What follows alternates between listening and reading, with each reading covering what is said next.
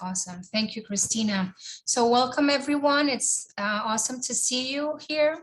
If it's your first time joining us, thank you for being here, and everyone else, welcome back. Let us know where you're coming from in the chat, as Christina was saying. I'm Cecilia Echeverry, Operations and Outreach Director at Christina T. Miller Sustainable Jewelry Consulting. We provide strategy, guidance, and education on responsible sourcing and sustainability for the jewelry industry. Ana Brazeitite, our Education Director, is here joining us too. If you'd like to find out more about our consultancy, you can check out our website at christinatmiller.com.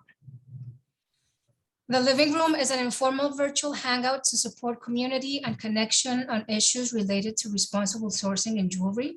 We cover different topics every month, and we love to hear from everyone. You can feel free to share feedback and topics you'd like to discuss with this form on our website. I'll drop it in our chat. Thank you to everyone who has showed up to have this conversation, and thanks to those that have contributed with the pay what you want option. We are so happy that you're able to provide these sessions. We are so happy to be able to provide these sessions, and thank you all for making that possible. A couple of housekeeping rules. We are recording, as Christina just mentioned. These videos will be in the public realm. You are welcome to speak up, ask questions, or put them in the chat, but when you're not speaking, please stay muted. If you are private messaging, keep it kind. The private chats should be respectful of participants' privacy and personal space. If you want to ask a question or have a comment you want to share, put it in the chat. And subscribe to our email list to stay up to date. I'll also drop this into the chat. And before we go any further, we'd just like to make a quick note that we will not host a living room in the month of June. So just FYI, next month, we won't have a living room. We will keep you posted about the next time we will be joining you guys again. So keep an eye out on that, please. And now I'll hand it over to Christina. Thank you. Hi, everyone. Thank you. It's wonderful to be with you all. There are a lot of things happening in the world all the time, and we try to focus our energy during these living room sessions on something specific, kind of something a little bit more controllable than other things that seem to happen. So welcome. Today, we're going to let you know, just a little bit more about Christina T. Miller Sustainable Jewelry Consulting than you might currently be aware of. We also have a very specific methodology that we're going to walk all of you through that we think will be useful. And then we're going to have the tail end of the living room to have a question and answer session, because some of what we're going to be sharing is quite general, and we know that you have very specific questions that you'll want to get into as we go. So I'm going to share my screen and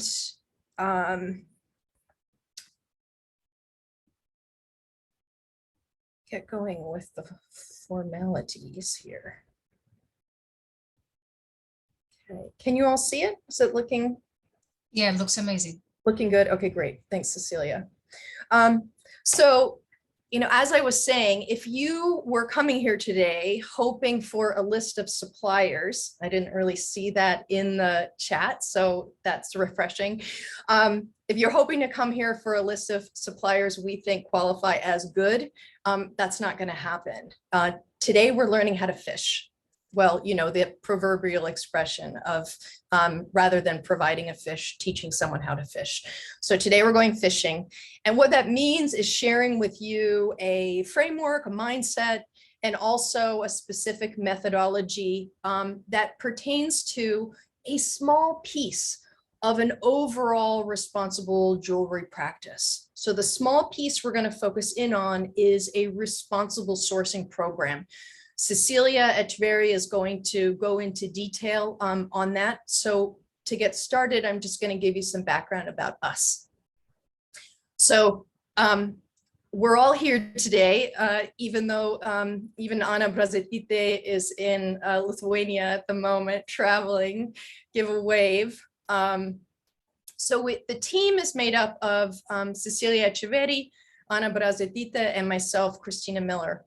And it's really important to also acknowledge the work of someone who many of you have met over the years of our work, is Maggie Gabos. And I want to mention her because very much of the content that we're sharing today, she was instrumental in creating.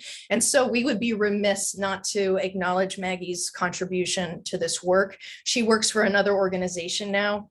Still, we hold her in our hearts with the work that we do. We are passionate about making and creating alignments.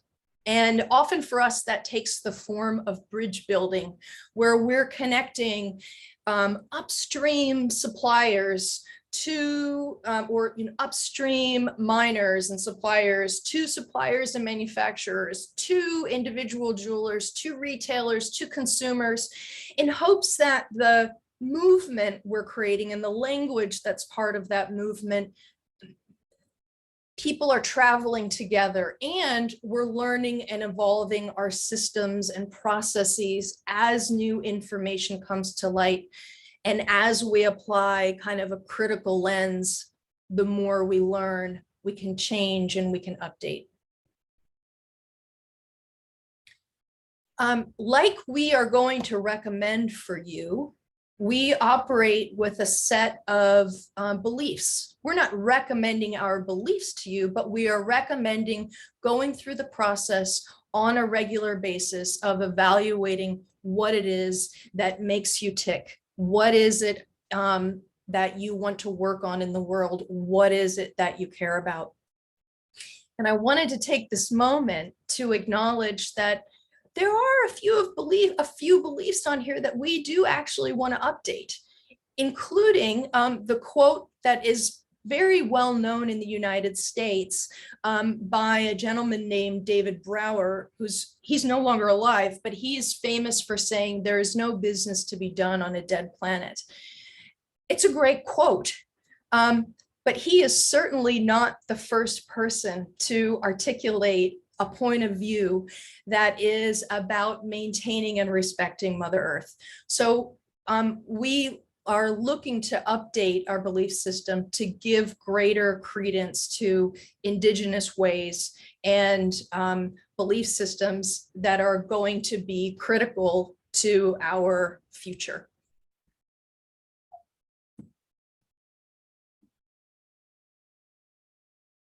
Why do we do all this? And how do we make sense of it when we're at our benches, or we're trying to make a purchase of material, or we're trying to find a new manufacturer? How on earth are we addressing exploitation of nature and humans, mercury pollution, the disenfranchisement of people, and illicit activities, a lack of transparency and accountability, and so on? This is an aerial shot current using Google Earth of, if many of you have seen at this point, the film River of Gold. This is from the region of Waipetuwe, where the team of cinematographers who went into the Amazon rainforest in this region were filming. And you can just see how expansive it is. This area is visible from the International Space Station simply by observing. So there's a lot of work to do. So how do we make sense of these big issues in our very focused practice? That's where we're headed.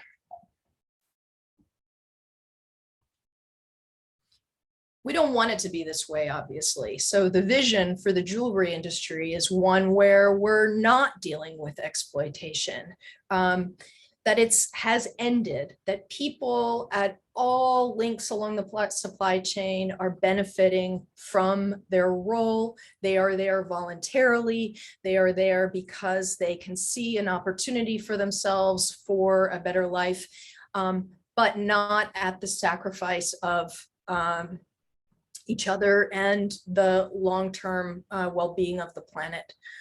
We're looking for a vision for the industry that includes radical transparency, meaning where we get used to seeing information being provided to us about our supply chain. Even if the supplier isn't proud necessarily of the reality of that information, we still want to anticipate a time when that is freely given, and we use that information to make our decisions. Imagine reliable circular supply chains where material inputs are reused over and over and over again for a very long period of time. So you can imagine, I'm sure some of you have visions for what you would like the future of the jewelry industry to look like. Feel free to add them to the chat, including your inspiration when we talk about this particular living room session and our takeaways. It would be great to hear what else you see as something that would be wonderful to encompass in the future. We all have specific topics that motivate us to show up every day and be part of this process. It is not easy to embark on a journey of making beautiful things, celebrating pivotal moments in people's lives, when you know you're carrying with you elements of an industry that you're not proud of. So for me, I'm going to tell you a story about Carrie Dan and try not to cry. So some of you might know that the organization Ethical Metalsmiths, I helped co-found Ethical Metalsmiths in 2004, and my co-founder and I, Susan Kingsley, who is in the far left on the screen, we traveled to the US West exploring mining, trying to get an understanding of it. Basically where all our metals were coming from. We didn't see a silver mine in particular, but we visited a copper mine and primarily gold mines. And while we were there, one of our visits was to visit with Carrie Dan. She had already risen to renown, she and her late sister, because of their activism against burying nuclear waste at Yucca Mountain, which is in the state of Nevada. They had also long been fighting for their water rights. They had long been fighting for cattle grazing rights on their land. Their ancestral heritage land is known as Newe Segovia. This is what they refer to it as. And what's important is that Carrie's ancestors were shepherding this land in in time immemorial. Like, they can't remember a time when they weren't in this region of the world. But in 1863, US citizens, will recognize that that is the middle of the US Civil War. So it was a time when the burgeoning US government was greedy for resources that would help fund the war and help establish the government's foothold in the East. So in this push for Western expansion from the Atlantic Ocean to the Pacific, the Western Shoshone were in the middle of that. And in that time, the Western Shoshone people signed a treaty called the Treaty of Ruby Valley. And this particular treaty, like most in the US, was a treaty of peace and friendship. It was at a time when mining was actually already happening kind of in the hills in the surrounding area, but it looked tiny. You know, it looked like some of the very small artisanal mining operations, kind of pick and shovel operations. It did not look like large industrial scale mining at that time when they were making this agreement. So they allowed passage through their land, friendly passage. They even offered, you know, safe stay, and they offered some mining. It came to be, however, that they were fighting for their land, especially in 1962, when the US government said that the rights established in the treaty were no longer valid because of something they were calling gradual encroachment, meaning settlers, not more indigenous people, white settlers were moving into the area and populating, you know, we know Reno, Nevada, Carson City, Nevada, we know sort of Nevada was growing because all of the minerals there. And so the government made a decision for the people, for the Western Shoshone, and said, we are giving you money to compensate you for the land that has been encroached upon by these settlers. And Carrie Dan and her people said, no way, we actually don't want your money. You never asked us to enter an agreement like this with you. We are not giving up title to our land, and no, you can't mine here. You can't mine here is the pivotal piece. So the story continues. They're fighting for a really long time. In 2006, they take their story to the United Nations. They make their case in front of the United Nations, and the United Nations issues a letter of condemnation against the US government to protect the Western Shoshone land rights in this case, right? We're talking international advocacy on US soil about what we're doing.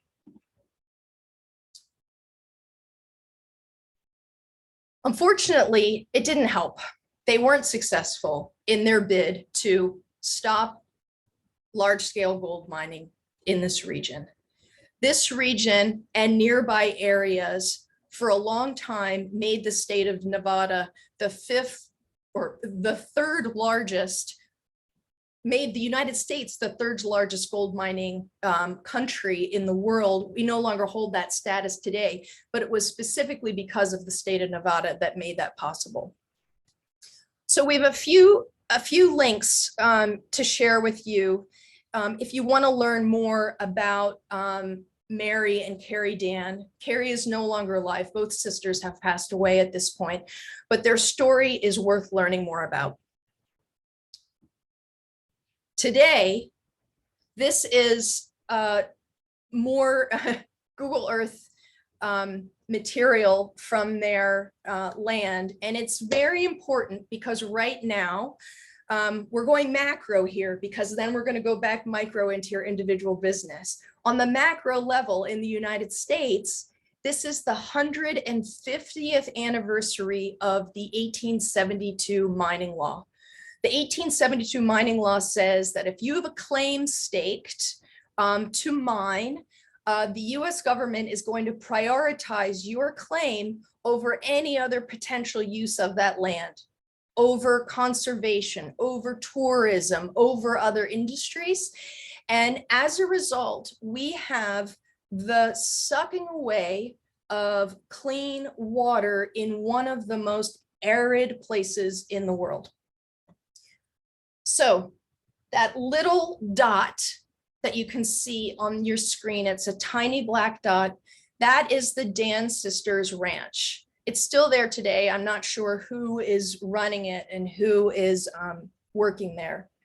Then the next one is Mount Denabo. And the arrow pointing there, Mount Denabo is a sacred site for the Western Shoshone. They tried many times to argue against mining because it was their sacred land.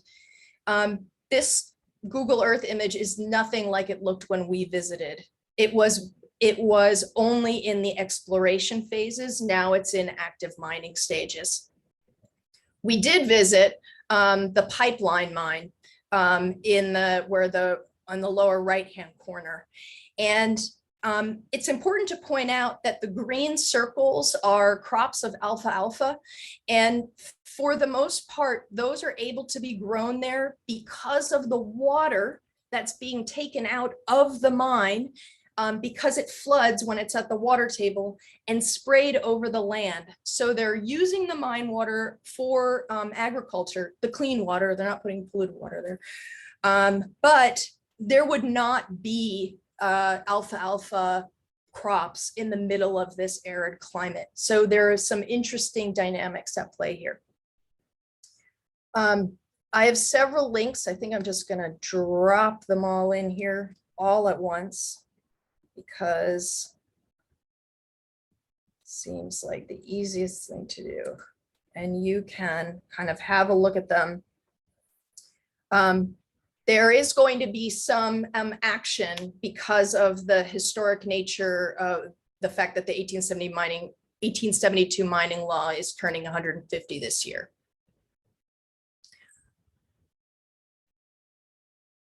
If you research this area and the mines that are operating here, you will see that they now have a foothold, which means they will be operating in this region for the foreseeable future.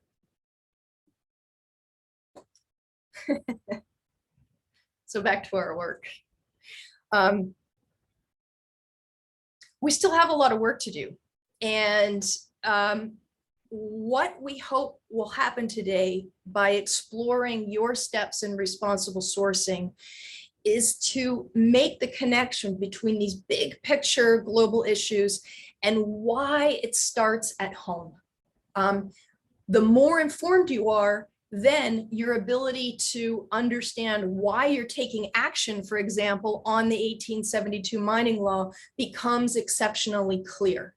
And now we can kind of do this back and forth between big picture, individual practice, big picture, individual practice, and stitch together why we work with upstream, downstream, and take on projects that amplify the stories of impacted communities and try to develop mine-to-market solutions with partners, supporting other programs so that we can realize the sources that we want to be purchasing from, so that this legacy that we're inheriting is something that doesn't become the same legacy we hand off in the future.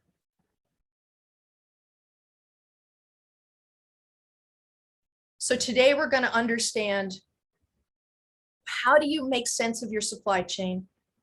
How do you challenge history to become a change maker? And using some storytelling to add value to your brand.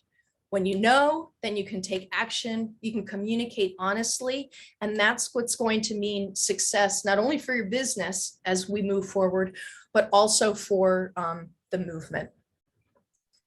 Thanks. I'm going to hand it over to Cecilia. Thank you, Christina. So let's begin. Let's walk you through CMC's approach.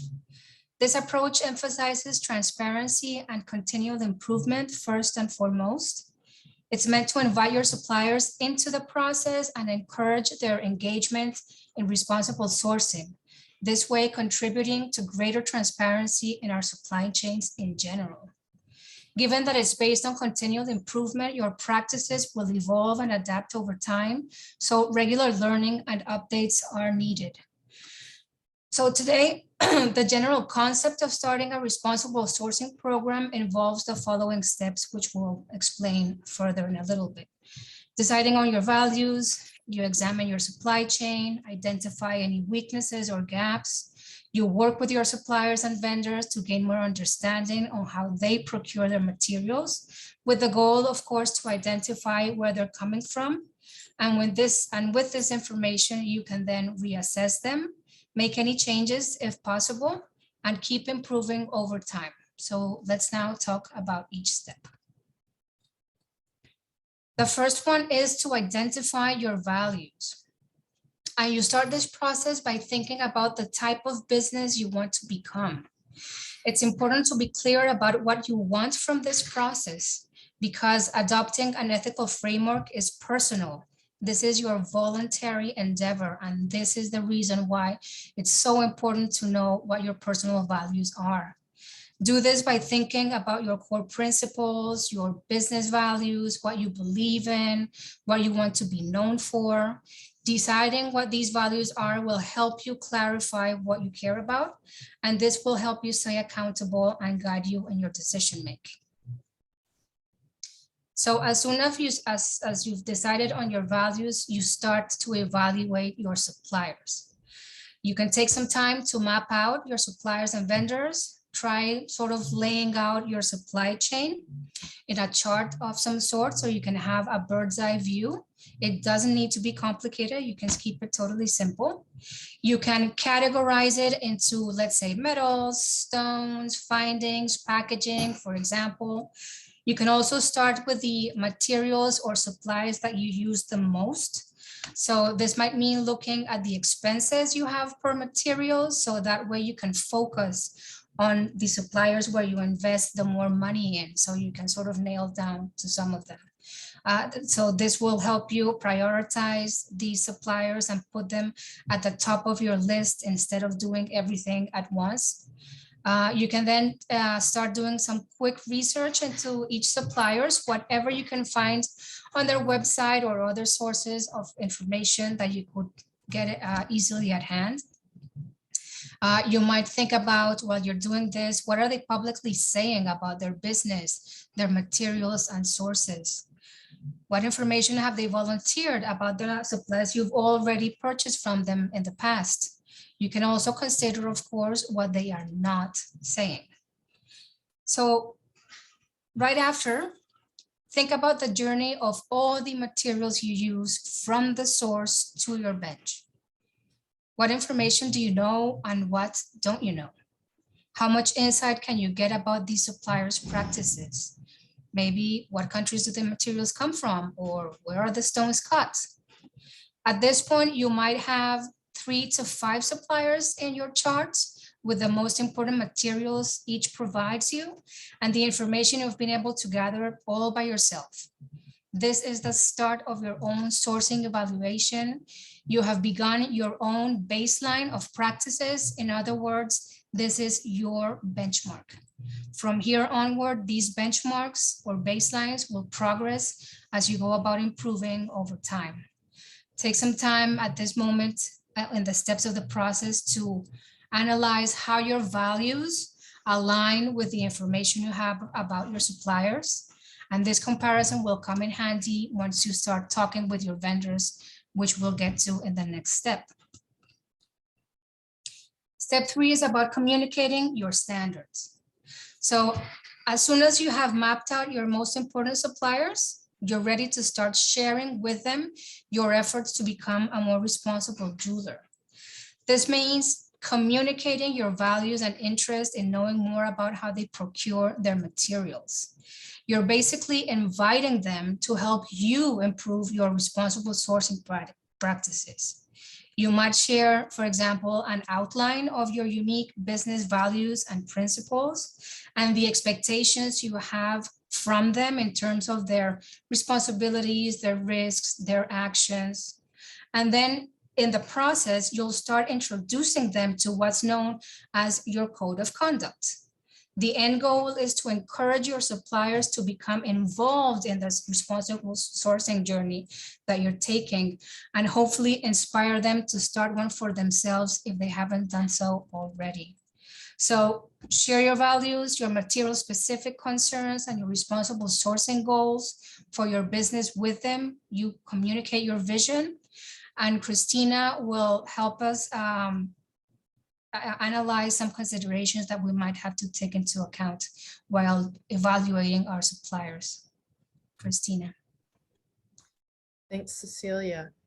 I'm remembering we have one other link to drop in and that, I think, oh, it's coming. I have it ready. Okay. So some of the considerations to keep in mind over the years of doing this work, we have gotten really used to the fact that every single moment is different. And so we have created this methodology. It's general. In other words, what Cecilia is sharing with you is kind of a general flow and approach. But at every moment, you have to make it personal. So matching the size of your business with the size of the supplier, taking into account what you expect from the supplier in terms of information, because not everyone is able to provide the same level of detail that you might be asking for, because they're a really large business and have lots of protocols and programs in place. And so you can get a document at the ready. Whereas a small independent shop, they might be able to get on the phone with you and explain what they're doing, but they might not have a piece of paper verifying that that's their practice or not. So your expectations move and change depending on who you're asking and kind of what you're asking for. So the transparency that suppliers provide can be limited. And there might be a variety of reasons for what can be provided, but you kind of have to decide on your own. This was sort of a topic of one of our recent living room sessions was, do you have your own, do you have your own criteria where you say, I'm not comfortable working with the supplier, or I'm not comfortable working with this particular material because of what I've learned about it in my exploration process. So transparency factors into that, because sometimes you're getting the information that you're hoping to glean and sometimes you don't. Evaluating, I'm just going to pick a couple of these, but evaluating what your supplier and kind of upstream relationships, what their commitments are, their alignment with your values, it might look different. In other words, so a business might, for instance, be really committed to their employees and the well-being of their local community. You might be looking for their relationship with their supply chain further upstream. And so you're going to have to weigh the information that a supplier can provide you. They might want to tell you a really good story about their worker rights, but you might be extra interested in their point of view on the environment. So it takes a while to work through these various considerations. I wanted to drop in the link to, oh, you did it, to the video archive. Thanks, Cecilia, because one of the living room sessions that we did here in 2022 was with a woman named Sherry Torres. And because of all this nuance when you're evaluating your supplier, Sherry's living room session helped kind of offer insights in ways of asking questions that, rather than putting people on the defensive, invite people into a conversation about what they're doing. So we recommend that you watch that living room session if you struggle with those kinds of conversations and relationships with your suppliers. Obviously, we can get into some specific scenarios when we enter into the question and answer. The last note I will say is challenge your assumptions, which is you're going to come into a new relationship, or you're exploring an old relationship, and you're bringing various ideas and preconceived notions about what's possible or what's not possible, and try to leave that at the door, because with an open mind, the real adventure can begin. So back to you, Cecilia. Awesome, thank you. So far we've decided on values. We've mapped out our suppliers and we've started to communicate with them. Now the next step is to possibly make some changes. As you start compiling this info, it's time to take a closer look. Is your supplier willing to listen to your goals and engage in these conversations with you at all? Even if you got the answer, I don't know, sometimes you can now sort of gauge their level of interest in becoming more accountable or not. As you begin this journey with your vendors and suppliers, you'll gain knowledge that will allow you to share with your audience what you can say about your materials and also what you can't say about them. You can also share with what these claims are based on showing your commitment to due diligence. So for example, how well does the information from your suppliers match up with your principles? You might ask yourself, where are the gaps? Which areas are lacking key information? And you might start thinking how to make a decision now that you have all this information.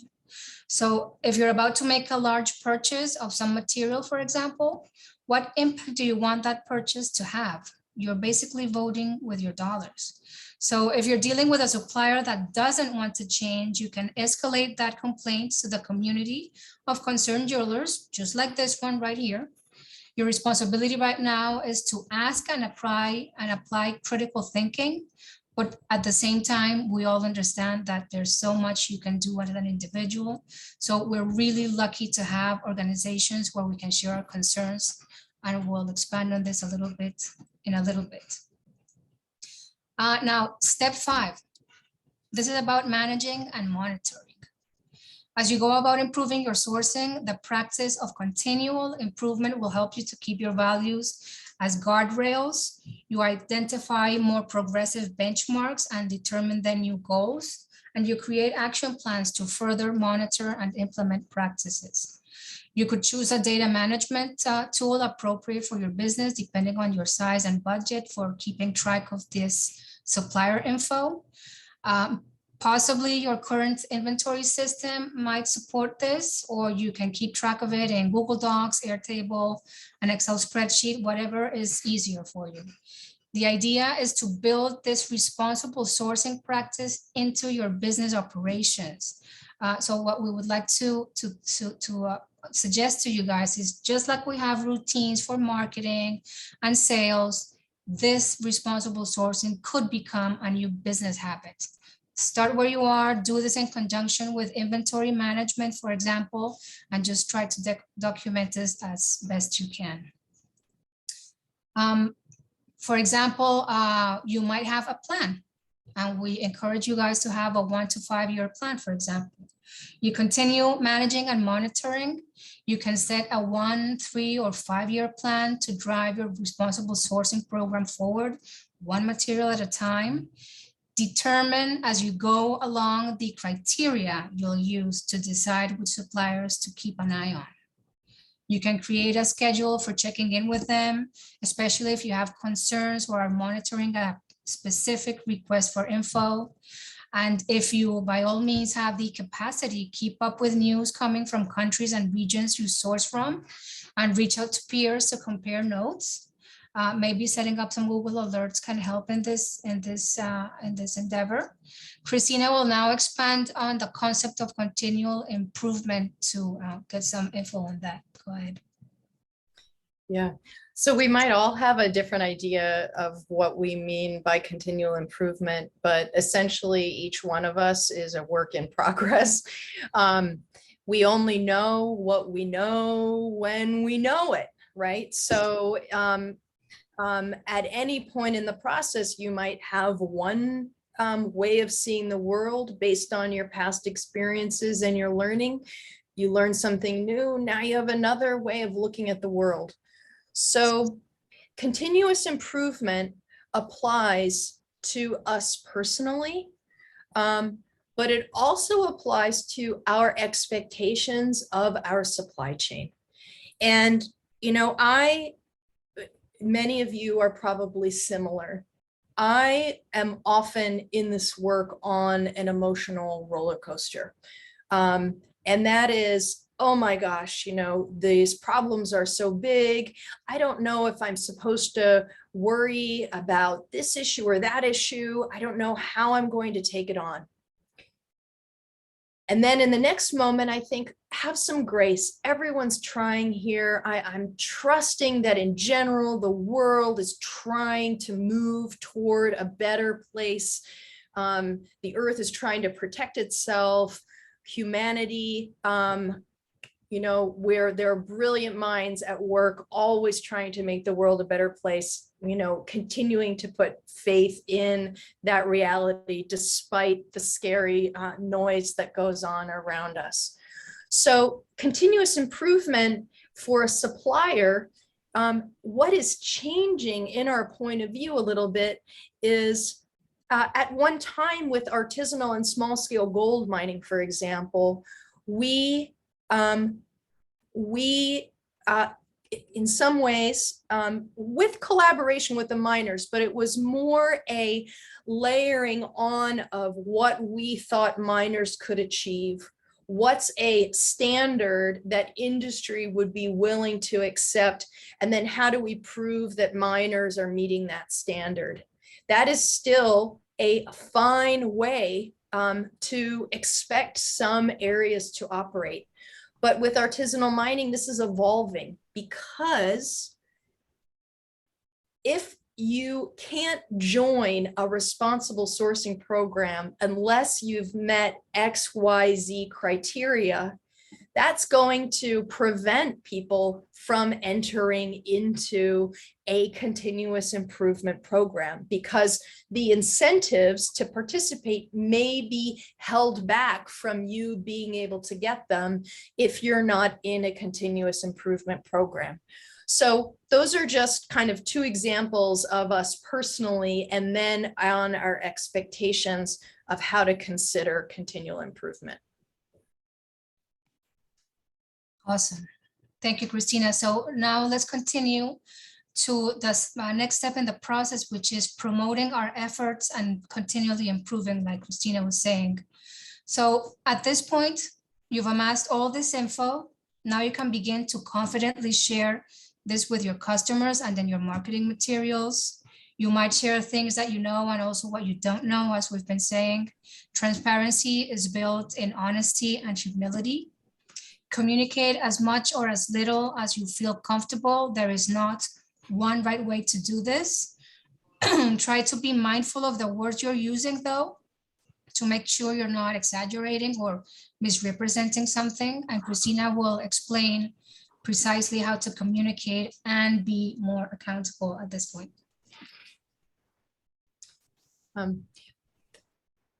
So this is an area where we start walking a fine line.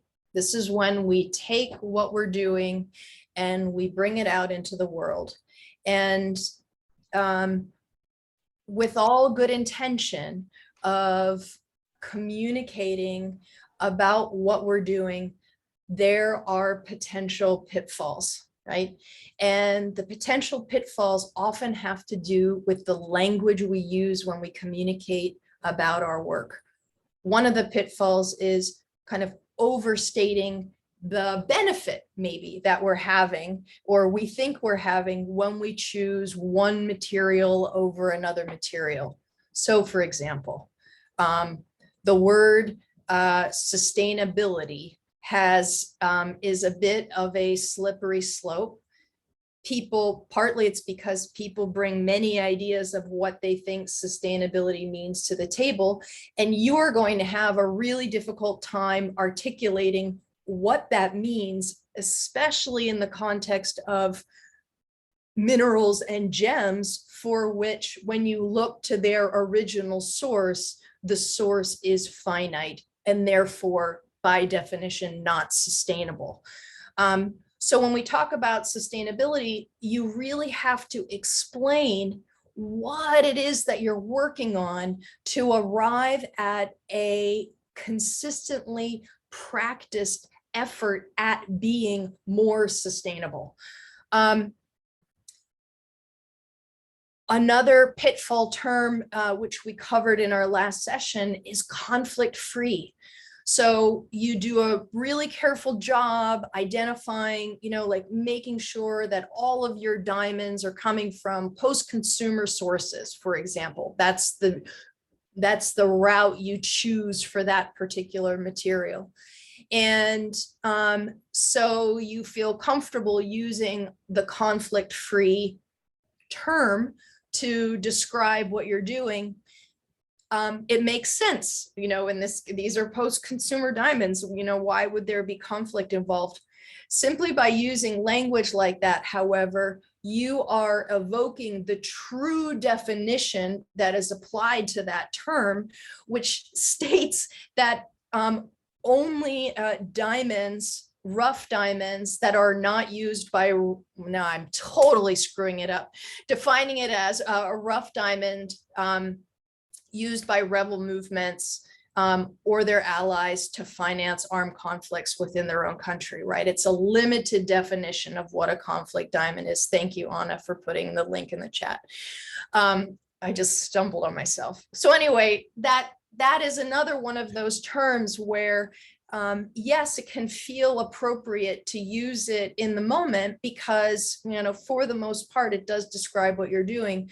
But when you learn more and you zoom out and you see the true definition of that term, it makes, you know, it calls into question its narrow definition and whether or not that really applies to your choices.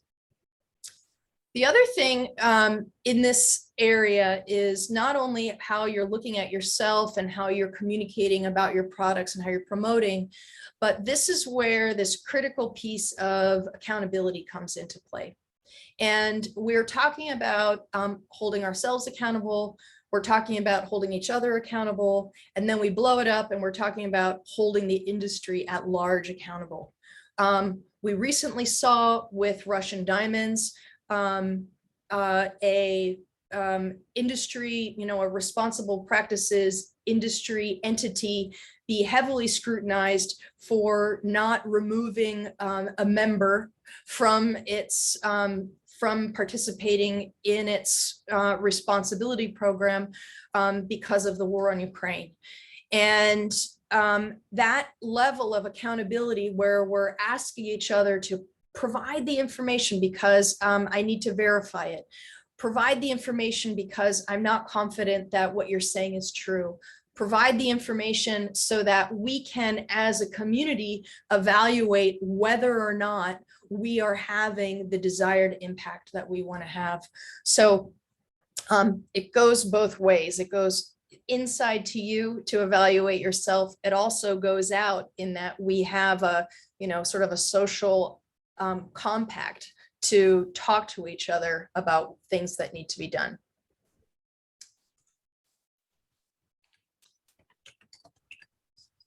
Awesome. And last but not least, guys, so we have our values. We've begun evaluating our suppliers. We're making some hard decisions sometimes.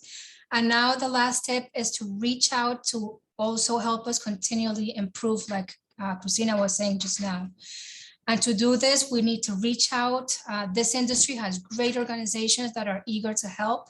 Become a member, join webinars and conferences, reach out to peers on social media.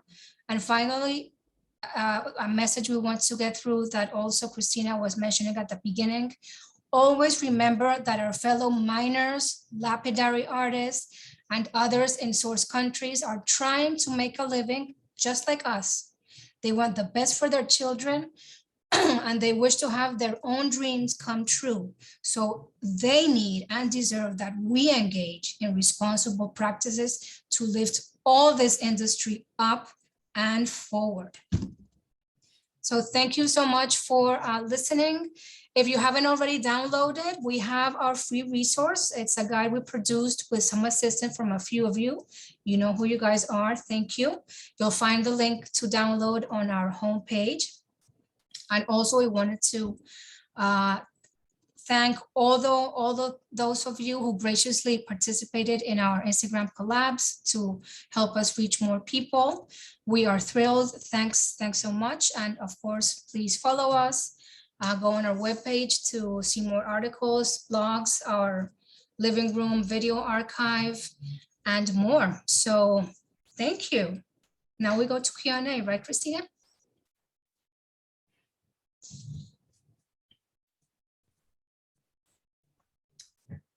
Thanks so much, Cecilia. So please, feel free to start putting questions in the chat. If there's any element of kind of the responsible sourcing methodology that you want to go deeper on, today we can. Before we go there, I wanted to circle back to Carrie Dan, the Western Shoshone. That story in Newe-Sogobia is one of thousands happening across the planet. So often I'm speaking as a US citizen in America, we tend to kind of look out around the world and sometimes forget to take action kind of on what is happening on our own home soil. So in the United States, we have this outdated mining law. At the same time, I'm looking at mining law in the DRC. We're looking at evolving mining law in the country of Brazil. We're looking at evolving mining law in Ghana, right? We also have problems with how the law is structured in the United States. So, and we're at a critical time when it's not just gold anymore that is sort of creating the rush for minerals. Right now, we're in a new rush because of the clean energy movement. So there are a lot of similarities, but each one of us is motivated by something different. Some of us are motivated to get the bad guys. That is what makes us thrive to do this work. Some of us are motivated because we want to make sure that the shine and polish on that jewelry is sincere and authentic, meaning all the way from the beginning of the supply chain through to your material and out to your wearer.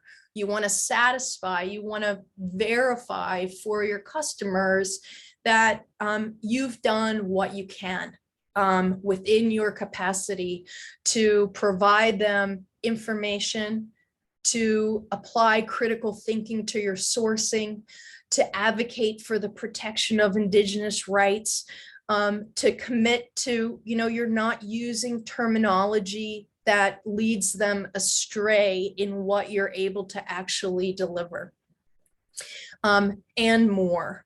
So taking that big, making it personal, taking the personal, bringing it back out into the world. So here we are. We have a couple opener questions to get the dialogue going.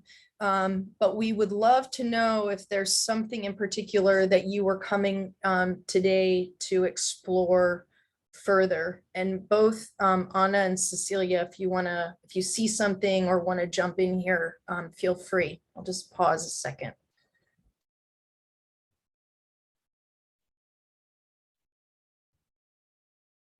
Check the. I guess I could plug the Jewelry Glossary Project quick, since we talked about using our language carefully, and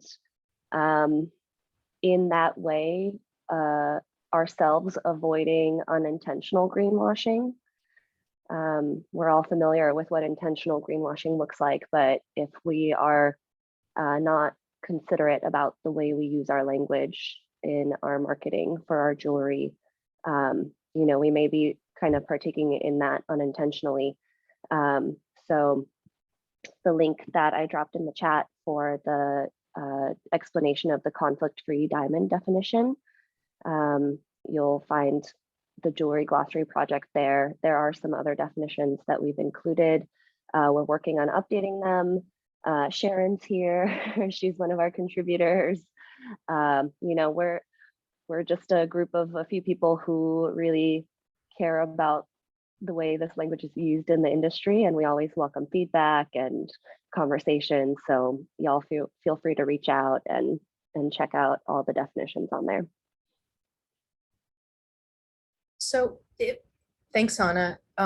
If I may, why don't you throw in the chat what you're struggling with most right now?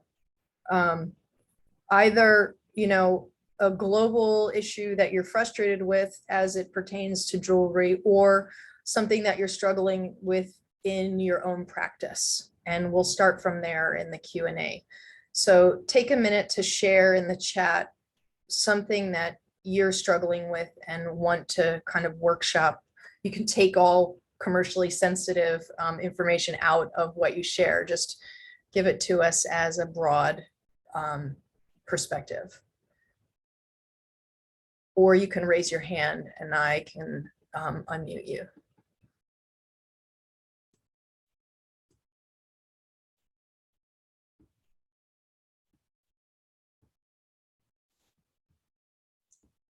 I've been feeling a lot of overwhelm from some of my suppliers. I think it's also because of COVID.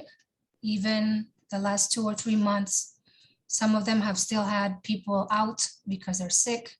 So they have a few employees, and taking on these topics and asking them questions has been like hitting a wall lately, because I think COVID doesn't help in that sense. So yeah, I think the whole situation is not helping, at least for me. It's been even more challenging.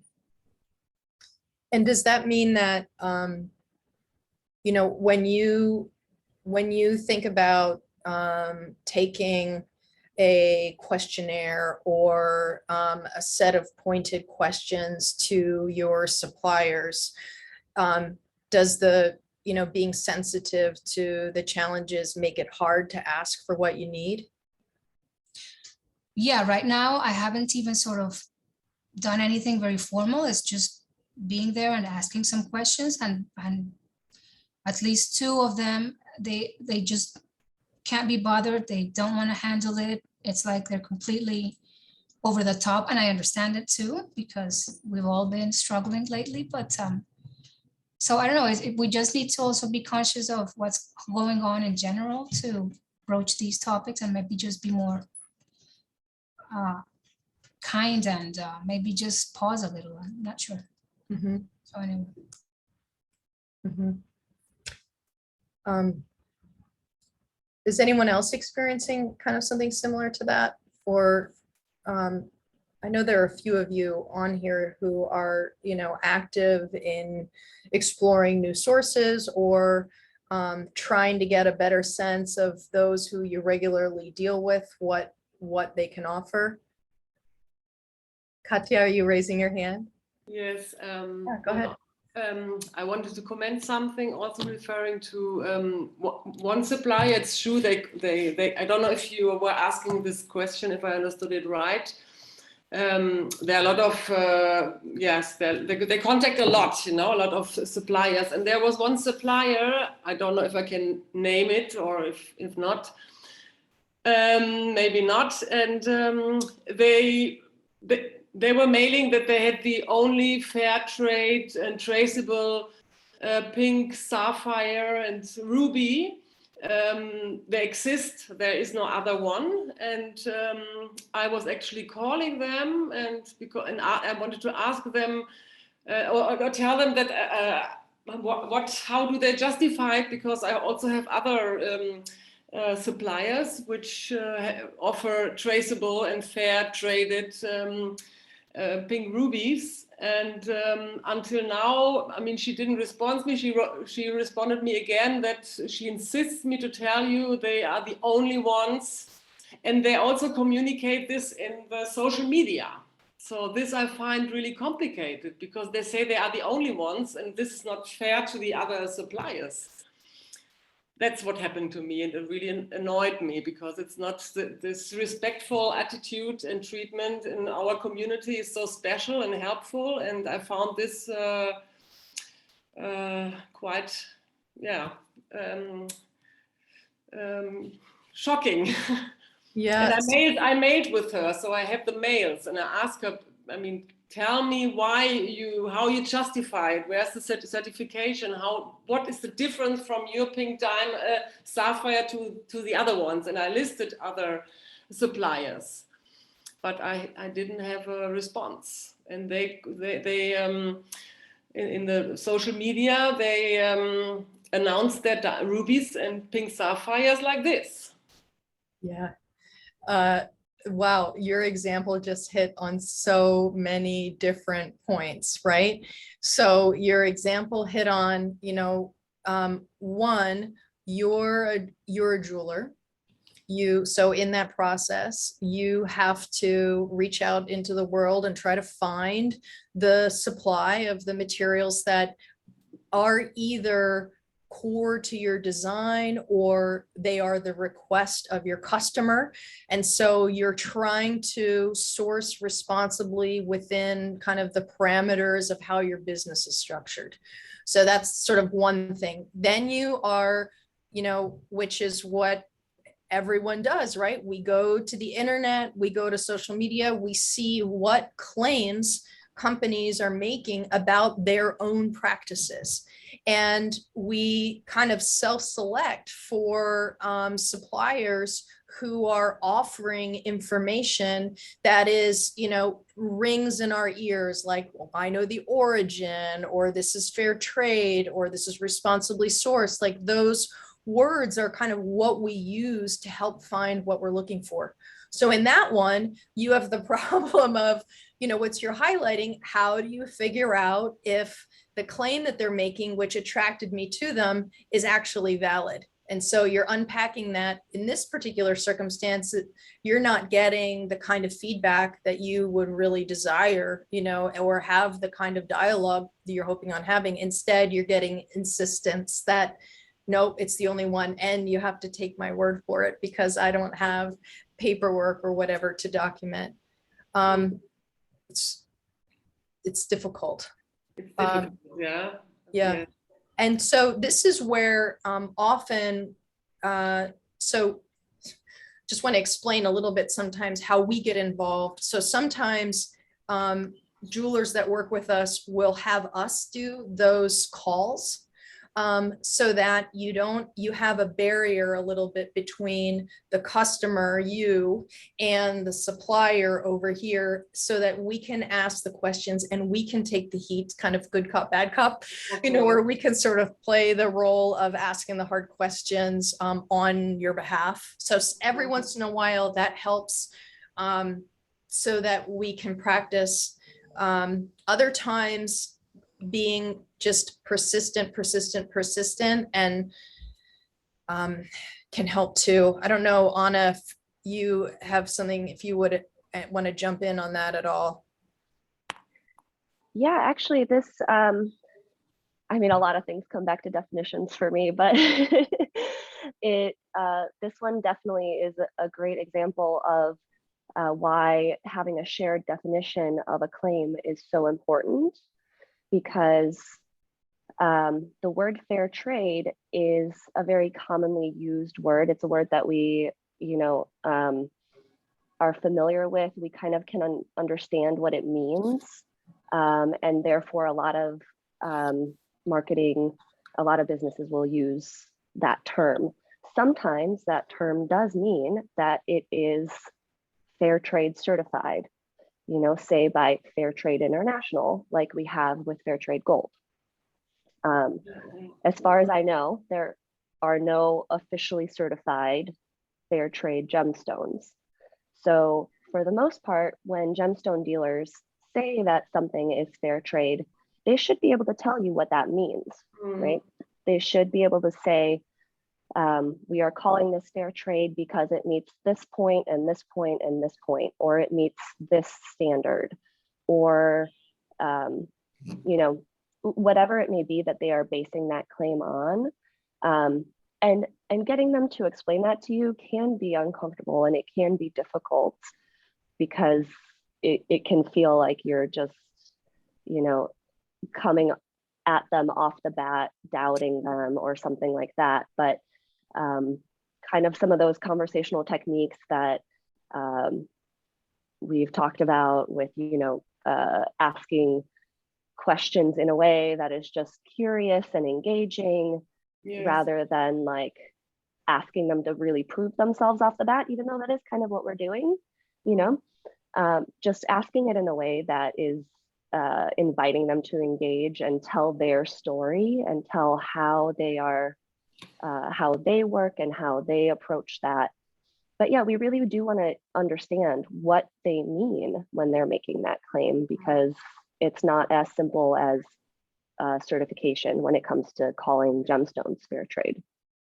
Yes, I mean, I also, I mean, I acted like I'm interested and, oh, that's interesting. And I have I make them a list of other providers and I ask them if they could tell me the difference, where are they better in terms of ethical, and, but it was not possible. I find it a little bit unfair, annoying. Yeah. I wonder if, like I probably would have approached it similarly, but I wonder if bringing other suppliers into it may be turning them off a little bit.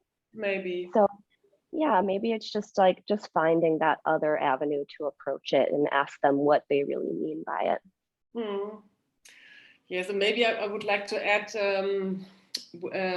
I mean, I was really investigating a lot about, or I have like a little index of providers. I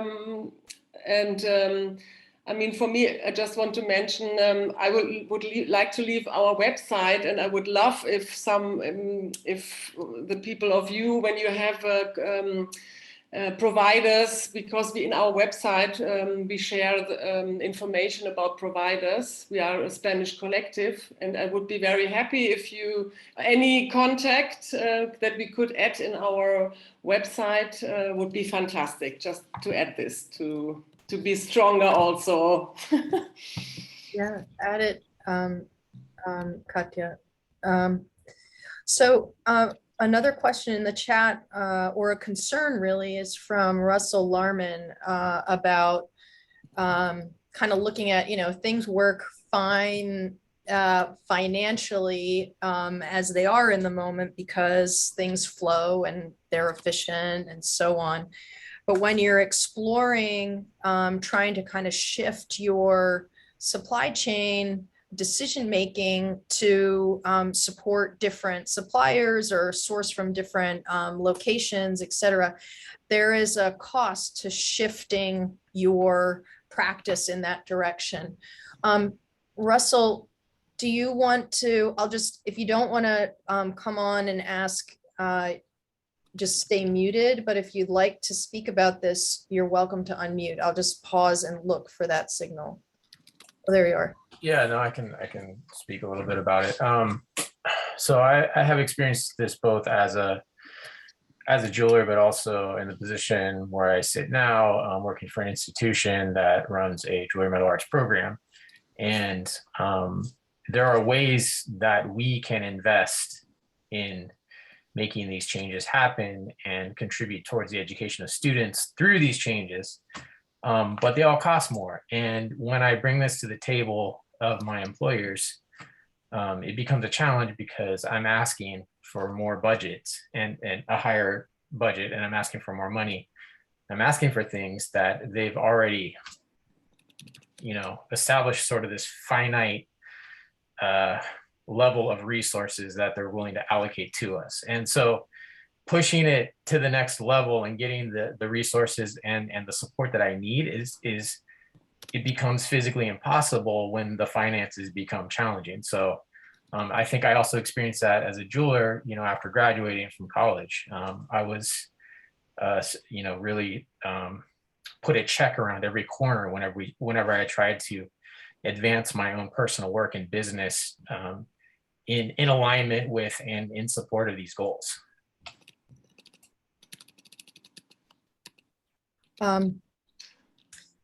Yeah, I hear you. I'm sure everyone else is kind of acknowledging that too. Kind of some of those challenges. So on one hand, this is different. This isn't kind of this isn't the academic environment. But I know based on a retailer we regularly hear from in these meetings is, there is a willingness by the consumer to pay a higher amount for the pieces that have this additional information. And in fact, sometimes they are paying a higher price without even needing the rationale for why that particular piece is costing more. And so and not that we should be putting all of this on the consumer. In other words, how would that translate in academia? That would be like, well, you just charge the students more. We know that that is not a feasible solution, you know, in this climate and environment. I think this is where in some sustainability conversations, you zoom way out again. And you look at the long-term overall costs on a on a community, national, international level by continuing on the status quo. So by continuing on the status quo with, for example, relying on cheap sources from large-scale industrial mining, for example, means we are going to continue having perpetual pollution over the long haul. For example, in Nevada, that is degrading the water supply in a moment in time where climate change is here, and it is going to cost more down the road to get the clean water that we need to be able to just survive. Like making an argument like that to an academic purchasing committee is probably not going to go over very well or be a very powerful argument. But I feel like we are starting to awaken to the fact that those externalities, it's a macroeconomic term, those externalities are no longer something we can just skim by anymore and say that, we'll either pay somebody off for our pollution down the road, or we're going to let the taxpayer pay for it later on. I think more and more that's going to be scrutinized, because as we look at kind of long-term plans for surviving climate change, all of this stuff factors in.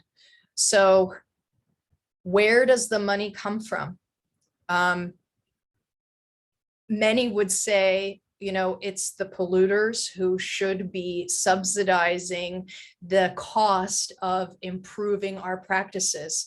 So, always we generate ideas in these living room sessions. Is that one of those moments where the collective community voice is serving, this kind of situation better than you individually, Russell, at your school trying to make the case?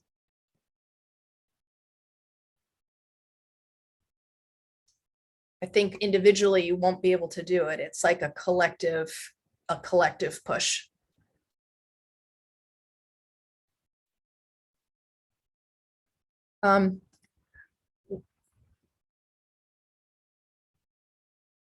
So we are winding down. Peter, did you want to pipe in? You're also in academia and making some notes about in the chat. Would you like to come on? Hi. Hi, Christina. Yeah, I suppose it was interesting since typing the remarks in, and I have immense sympathy for Russell. I'm not sure the type or size or location of your institution, Russell. I'm fortunate enough to be working at the Royal College of Art in London, which is actively supporting sustainable practice for the students. But I am aware that there's large parts of the, what for better word we could call the infrastructure. So in terms of certification programs and in terms of suppliers, things can be incredibly complicated. Katja, I have seen the same situation as you've had before, with people trying to sort of gain market advantage from statements made which are really quite corrosive to other people working, and I have a lot of sympathy with that. But I guess for me at the moment, the biggest issue tends to be the very short-term, large-scale political changes, which tend to sort of take sustainability and ethical practice push it down the agenda, or actually actively undermine things that are happening. So Iris's decision to resign from the Responsible Jewellery Council due to the issue about the Russian jewellery company being part of the senior membership, and the fact that very few companies were happy making a physical stand about the fact that this was directly sponsoring and funding the war between Ukraine and Russia. But on the other side, I would say the LBMA suddenly turned into a far more ethically substantial organization by refusing to accept Russian bars that have been produced after the date of the invasion. And I would say that's the first time I've ever seen the LBMA openly making a statement that is based on ethics rather than trying to be the sort of neutral organization which it's been previously. So they have increasingly tried to work with the industry and actually push the industry in certain more ethical ways, but this was the first big statement. So at the moment it's a very mixed situation, and there's the realities of people working with COVID, which disproportionately affects ASM miners and gemstone miners in developing parts of the world, the most disadvantaged people. But there have been quite interesting positive aspects that have come out of the circumstances. It has, a couple of people in important positions have decided to make statements that I would never have expected to see 10 years ago. As you may have guessed, I'm not in the first flush of youth, and I have been following this. I can remember the first trip from Ethical Metalsmiths to the UK back in 2005. So, I've been involved in this for quite a long time, but it is very interesting how some of the latest recent situations have changed the bar quite a lot.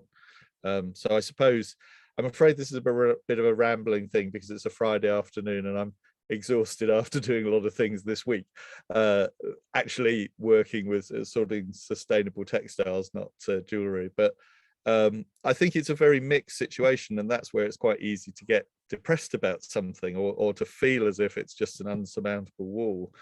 But it's also important to think about the fact there have been developments and there are things that are going forward, and there are people who have made a difference who deserve support.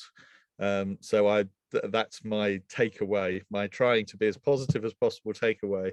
And the fact that people are able to talk about it now seriously and sensibly wasn't the case 12 years ago. So look at it, there is a huge amount of development that we can actually say, I can't believe this is happening, rather than I really can believe this is happening, shouldn't it be a different world?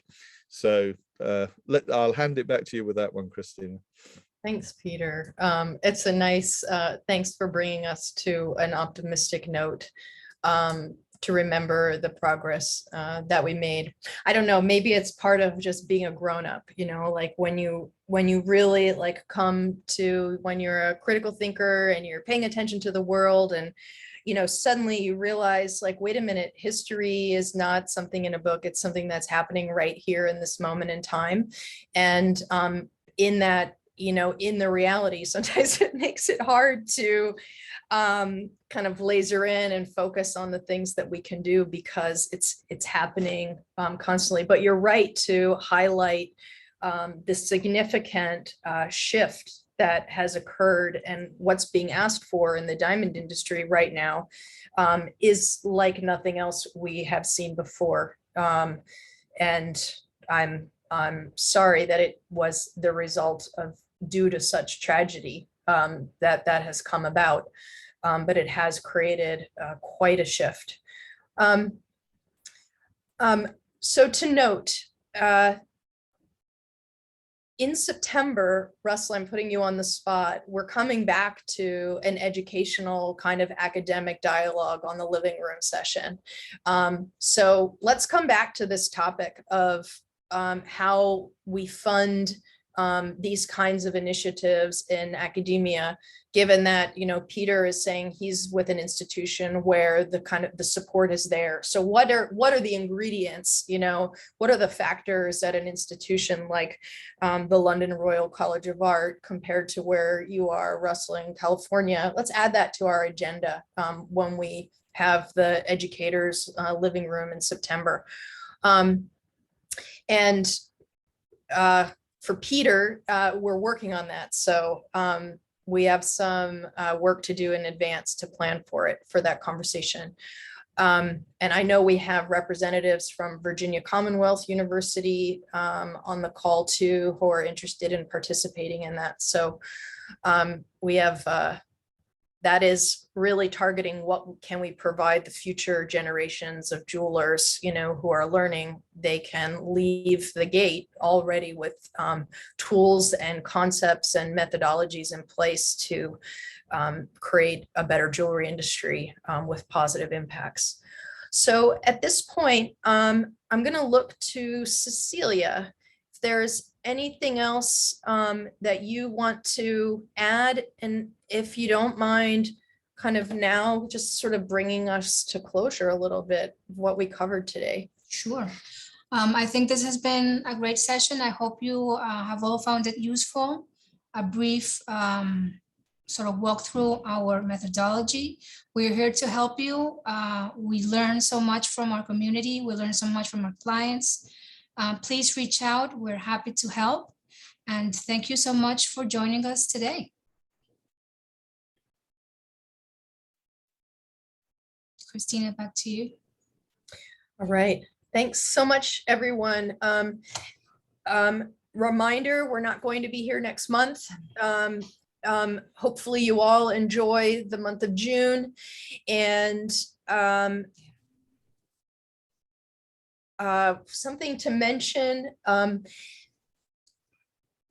our 20-minute calls. It's easy to book 20 minutes with us via our website. If you have another question that you want to hash out with us, or if you have a particular topic that you're working on, we schedule those out in advance. It's something that you're welcome to share with people you know. One of the things that we're always aware of is the need to grow the community, so you can let suppliers know about us. And one of the key functions that we try to provide is connecting these artisanal and small scale mining projects, demonstrating commitment to responsible practices, and buyers. And right now, the group of buyers continues to be too small. We need to grow the community of people participating in these kinds of projects. So there's, you know, inviting a friend is always something that we can do. Thank you all for joining today. Have a great evening, great afternoon, great rest of your day. Lovely to see your faces. Take good care. Thank you, guys. Thank you all. Bye. Bye.